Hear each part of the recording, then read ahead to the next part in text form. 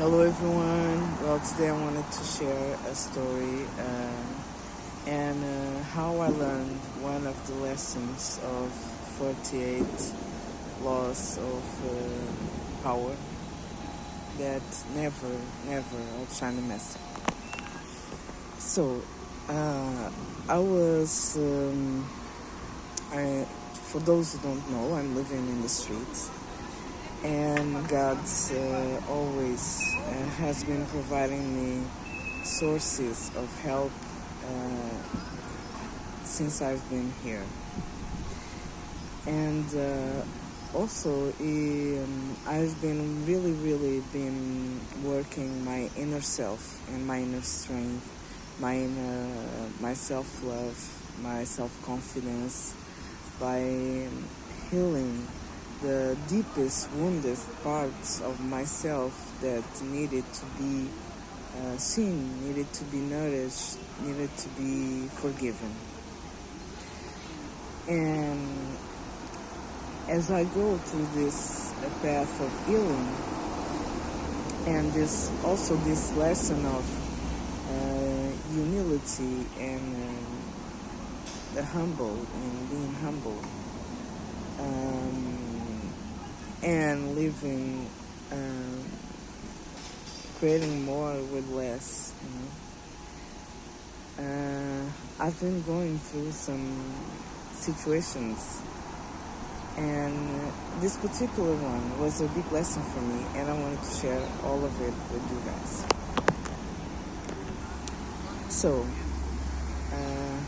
unexpectedly, like in 13th of September, I was going to a place nearby where I used to sleep to meditate, because it was more quiet, more calm, and every single day people passing by just didn't talk to me. Most of them, just one of them said good morning or something like that, but it was really rare for those people to talk to me, to reach for me. And then that day, 13th of September, this old man that was really smart, is really smart, and he is really known and have this really amazing reputation, because he's an architect, and he was able to create a lot of buildings, the projects. Also, he has a lot of schools and stuff, and his name is Professor Architect José Trofeal. So, this kind man came to me and told me what I was doing. I told you I'm living in the streets, and he asked me if I wanted to leave the streets, and I said yes, of course I want to, but I won't go to a shelter home, because I am a medium, and it's really hard for me to be around that many people, and there are a lot of black magic and dark entities present in those places, and I cannot stand it. So he said he would talk with a friend that could help me in that situation, and I said okay, I really appreciate it. Give me some money to eat, and also he gave me the big blessing to allow me to take bath in. He has a studio, like where the workers he does his work over there. So, but he has this bathroom with a shower, so he allowed me to take shower there every single day while they were working, like from Monday to Friday. And also gave me a towel and helped me in other ways too. And I was so grateful and really appreciative, and I'm still am. It's I'm really grateful, and whatever I went, whatever I will go, whatever I will do, I will always carry Professor Trofagel in my heart with a lot of respect. And so he had these co-workers like Antonio, Mr. Paulo, also a Chinese woman called Fati, and also another one. Sorry, I just forgot her name, just a moment. And also Marida Peña. They were really nice and really caring when Professor Trofagel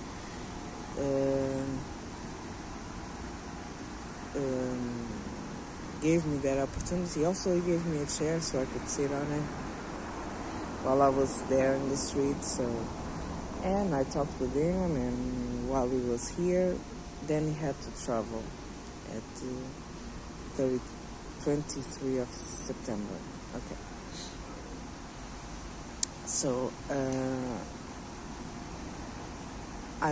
he allowed me then to keep going there and take a bath, and allowed me also to be in the library if I wanted to read or something like that.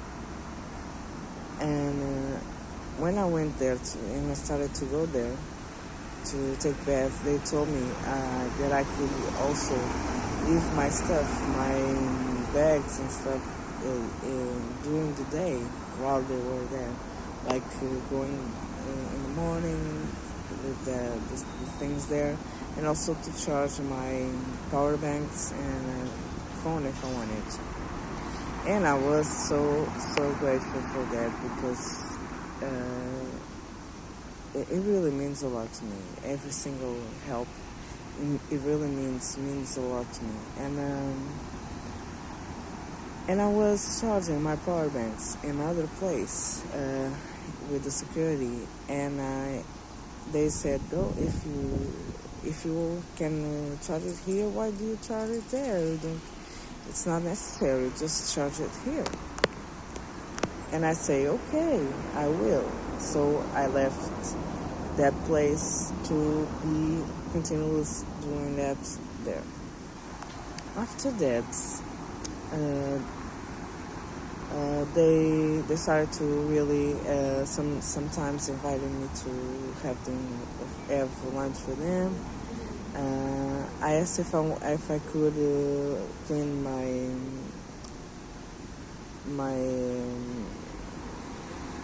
dishes, like my dish.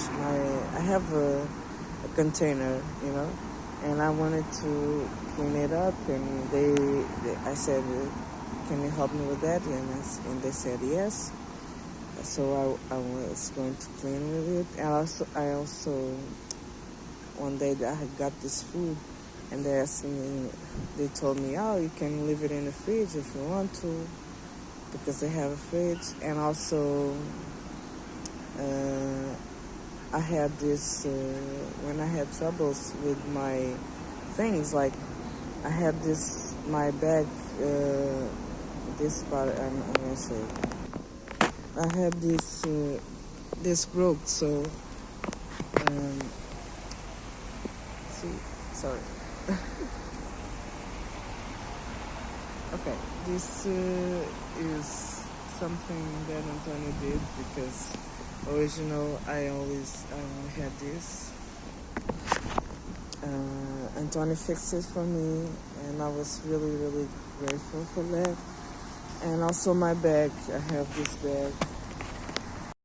So, also my bag. this is a new bag they gave to me, and because my other bag just opened in the bottom because of the weight. So I was really, really grateful, and also I started to spend more time there because I thought I was welcomed, No. And while I was there, I was telling me Mr. Paulo how to protect himself from bad energies, evil eye, witchcrafts, and also gave him some recipes and stuff like that. So you can use on a daily basis. And so I was really okay with it, but then I realized that I was maybe the last couple weeks. I realized that I was spending too much time inside of the building, and that it wasn't proper. Like it wasn't. I was feeling that the Chinese woman, Fati, she uses black magic to control people, and stuff wrong. And as I started to draw a rune in my wrist, and my left wrist to protection, she started to really get sick, really sick. And every time I went there, she started to cough a lot and be really, truly uncomfortable with my presence. And then my spirit guide started to say, you need to get out of there. You need to really spend the minimum time inside of this place and give the less energy possible to these people.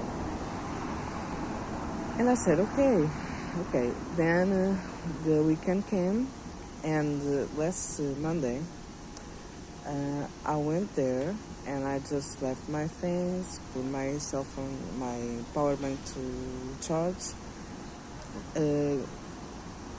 took everything I needed to the day, and then I only appeared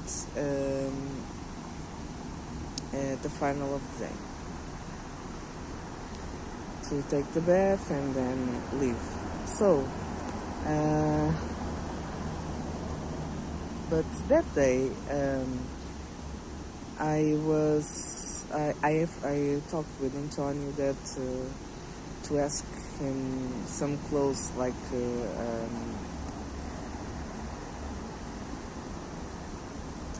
for a black shirt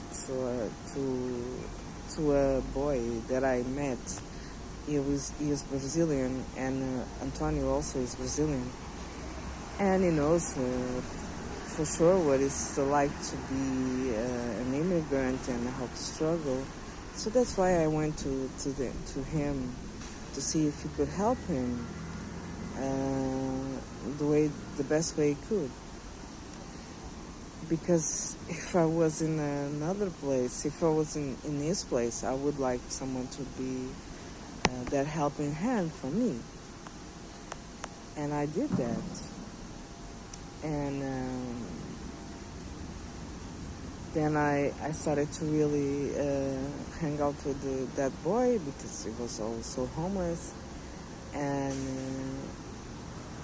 And also, and then Antonio is the partner, the love partner of Maria da Penha. And while Professor wasn't there, he started to flirt with me and tried to get something with me. And I said, no, I don't want to have anything with you. You have a partner. Then he showed me his girlfriends, the betrayals and stuff like that. And I was also saying, I don't want any partner like you. I don't. I deserve better. And I said, okay. And I am always and try to be always honest and sincere, even though people don't really, sometimes they don't really like what I say, but that's what I feel. And I try to be as much clean and sincere as possible. But he didn't like to be rejected. I realize that. I do realize it. And I think he did something to really contribute for what happened next. I knew that the Chinese woman was also contributing with black magic, but also saying things behind my back. She never told me anything. She never been rude with me but I just sensed a lot of fakeness. A lot of them. So I was okay with it, whatever. And the day after, like Monday, it was Tuesday, I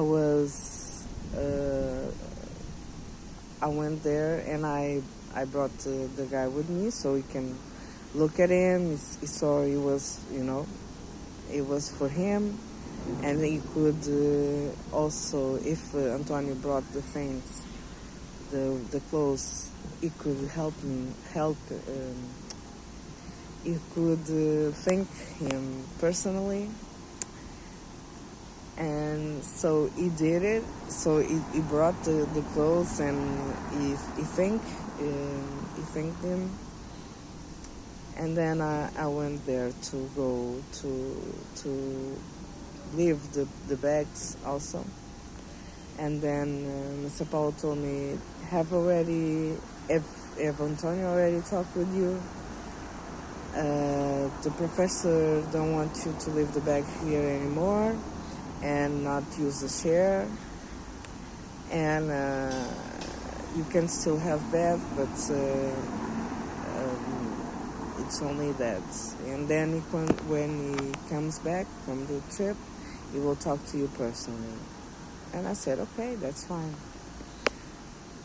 I was really disappointed because it was exactly when they started the rainy season, so it's raining these days. And it's really, my bags are really heavy and it's really a burden to be carrying them all day. I was really, that help was really helpful, but I understood, so I didn't became mad or something like that, because in fact I was expecting that. And then when I started to realize, like, this is something brought by God, because I saw a rune reading like on TikTok, and that said rejection is protection. And then what? Rejection is protection. So I don't know what's going to happen around there. I don't know I don't know exactly what is being said behind my back, but I knew that something was going on. That if I didn't took this step, if I didn't leave that place, something would be happening to me that wasn't good. So I realized rejection is protection. And then he told me that the conversation or the decision about that was coming from a conversation that the professor had with Antonio. Then Antonio told me that was a conversation that they had with the professor in the presence of Mr. Paulo and Antonio. So I don't know if it was about jealousy that Antonio had about me being with around another guy, or I don't know. I don't have no idea because I didn't want it to go deeper than that. But something happened.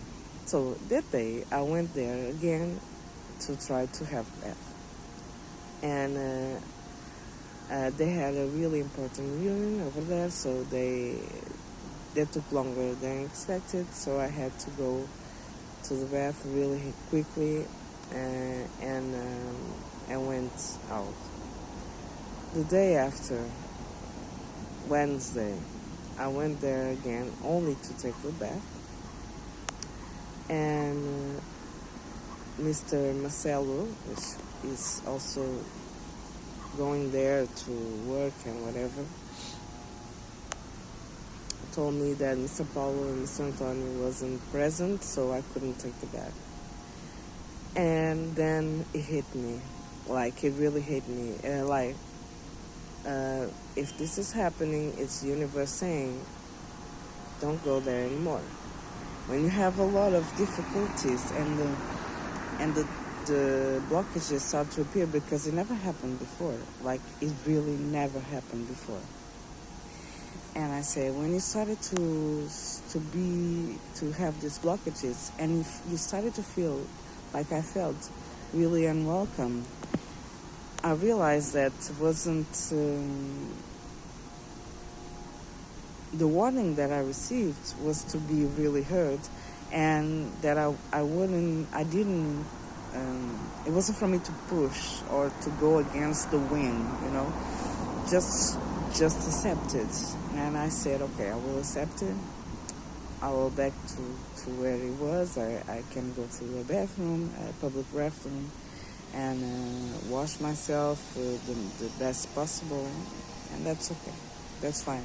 I already did it, so why don't I do it? So then I started to reflect on this situation because I also dreamed about it. I dreamt about it, and it was a message. I don't know. It came a message that somehow those people, like especially Antonio, Mr. Paulo, and the professor, in the future, I don't know why, but they will really regret that decision. But I don't care. I'm truly and amazingly blessed and really grateful for all the help and all the things that they have done for me during all this time. And if it was necessary to stop like this, it was the best for all of us.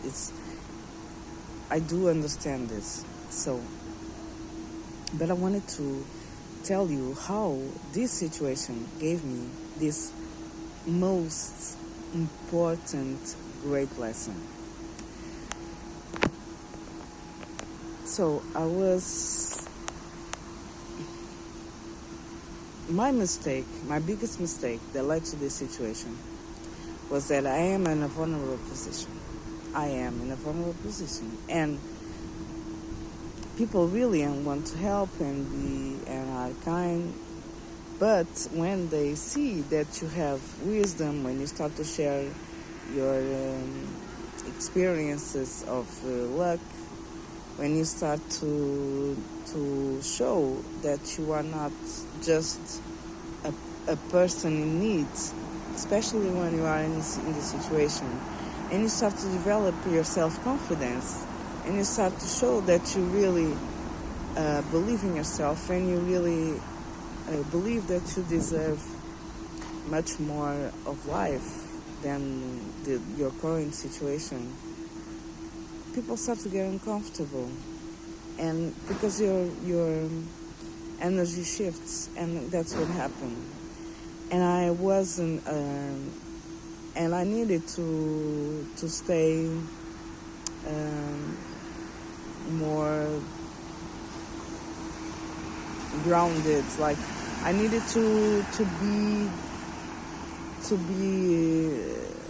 remain more humble, you know. I needed to share less, you know. I needed to give less confidence, or to talk less about my life, you know, and to be the less time, to spend less time with them, and so things wouldn't go to this stage. And that gave me a really big lesson, because somehow what I feel is that I violated the law of outshining the master. And I got too comfortable. Even though they made me comfortable, I got too comfortable. And I wasn't supposed to do that. And it was a big lesson for me, because they didn't talk to me. They didn't told me what I was doing wrong, so I could change, so I could have the opportunity to change my behavior. I had to figure it out myself. I have to sense it. And once I started to really change my behavior, because I sensed it, that, and it was on Monday, Tuesday was already too late. So, but even though it was too late, whatever, I knew since the couple weeks before that I needed to leave in the place, because it was, if I stayed, it would be harmful, you know. It wouldn't, all this good, all this amazing and such a grateful and wonderful experience for me that I had during this month would be ruined, you know. And since this happened, it wasn't ruined. It was just a cycle ending. And that's why I really wanted to share this with you guys. This my experience. If you do find yourself in a vulnerable situation, never outshine the master. Do whatever you have to do. Don't share a lot of wisdom, because people will start to get jealous of you for no reason, but they will, okay? And your presence will become uncomfortable, okay? So have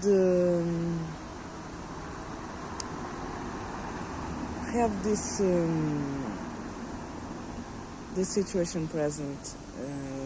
May my example be an example for you to avoid the same mistakes, okay? And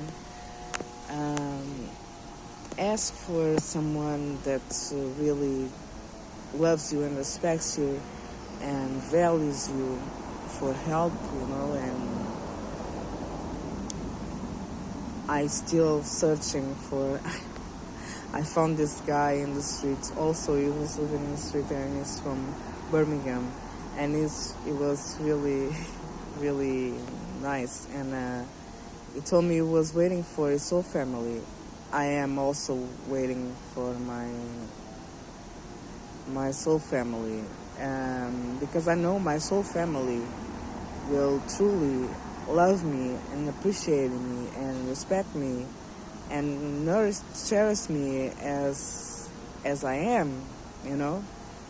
They will not want me to change the way I am. They will contribute from my evolution also, even if I have to change part of myself, because that's what I'm doing. But there are some things that I know I don't need to change, and because it's part of my essence, and they will accept every single part of me. And yeah, that's what I wanted to share. I'm really grateful for this blessing in disguise. I know it will be replaced in time for something better, greater, and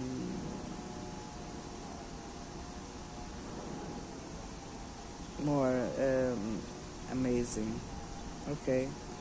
So thank you very much for listening to me, to see my videos. Follow my channel if you truly like this content, and kiss.